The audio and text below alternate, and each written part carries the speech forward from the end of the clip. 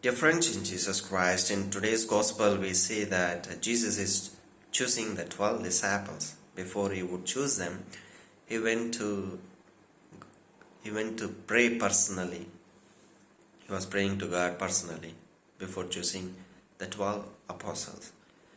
So when you look at the choosing of the disciples, they were a strange mixtures, because Peter was a denier, and Judas Iscariot was to betray him, and Judas Thaddeus is called as Thaddeus, and Simeon, he had the role of assassinating the traitors and the Romans, and the tax collector we see taking the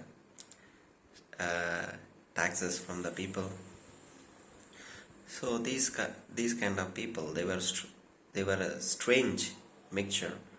He chose them. They were not educated people. They are not influenced by their actions and so on. They were not so popular, but he chose them to be his disciples. So to be his disciple, they have to be with him like a friend, going wherever he goes. They have to move with him, walk with him, and then guide him, protect him. Or as you see that when the crowd come to meet Jesus, they stop those people and so on. So they have to be with him.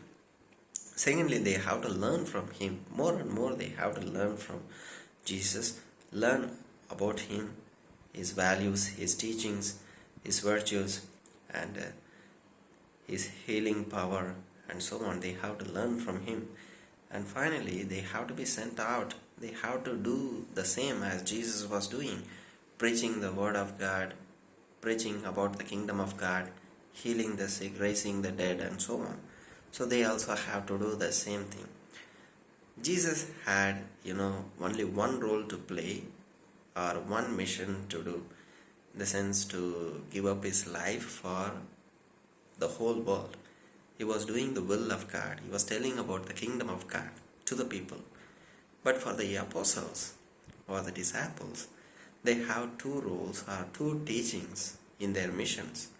They have to tell about the God's message, kingdom of God, and then they have to tell about the person of Christ, his virtues, how he was the Son of God, how he was the Messiah, Christ, how he redeemed the people.